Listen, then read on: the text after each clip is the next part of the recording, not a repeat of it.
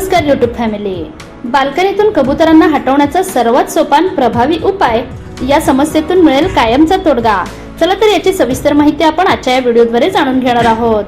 जर तुम्हाला real estate व्यवहारांबद्दल संपूर्ण माहिती हवी असेल तर आमच्या YouTube चॅनलला सबस्क्राइब करा आणि नवनवीन व्हिडिओ अपडेट्स मिळवा. सबस्क्राइब करा आणि तुमच्या रिअल इस्टेट नॉलेज मध्ये भर घाला.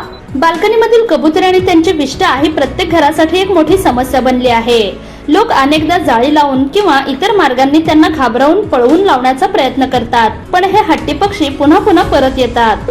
मुंबईतही मोठ्या प्रमाणात या समस्येला अनेकांना सामोरे जावे लागते.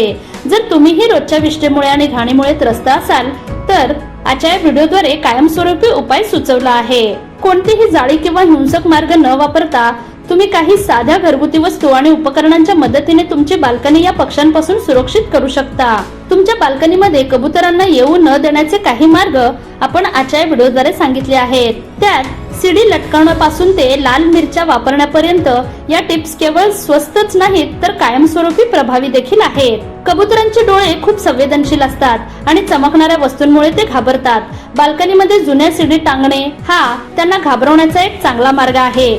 जेव्हा वाऱ्यामुळे सीडी हलतात आणि त्यावर प्रकाश पडतो तेव्हा त्या झगमगाटामुळे कबुतरे विचलित होतात.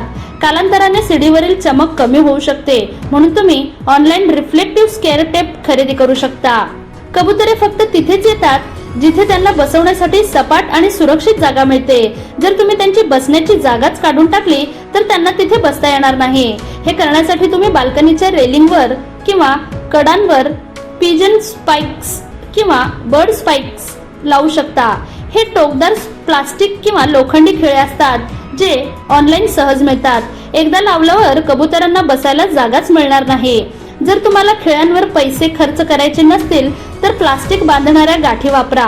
प्लास्टिकच्या दोऱ्या किंवा केबल टाय बाल्कनीच्या रेलिंगला अशा प्रकारे बांधा की त्यांची टोकदार टोके वरच्या दिशेने असतील. यामुळे कबुतरांसाठी एक अवघड अडथळा निर्माण होतो. जेव्हा त्यांना बसायला जागा मिळणार नाही तेव्हा ते तुमच्या बाल्कनीकडे येणे टाळतील.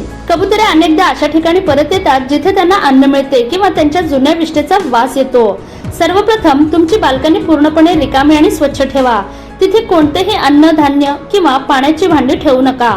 जर बाल्कनी अस्वच्छ असेल तर कबुतरे त्यालाच आपले घर मानतील. बाल्कनी स्वच्छ ठेवल्याने कबुतरांचे आकर्षण आपोआप कमी होते. जर तुम्हाला तात्पुरता पण प्रभावी उपाय हवा असेल तर तुमची फरशी स्वच्छ करण्यासाठी फिनाइलचा वापर करा. कबुतरांना फिनाइलचा तीव्र वास आवडत नाही. तुमच्या बाल्कनीची फरशी दररोज फिनाइलने स्वच्छ केल्याने एक असा सुगंध तयार होतो जो कबुतरांना दूर ठेवतो. यामुळे केवळ जीवाणूच नष्ट होत नाहीत तर पक्षी तिथे बसण्यासही तयार नसतात.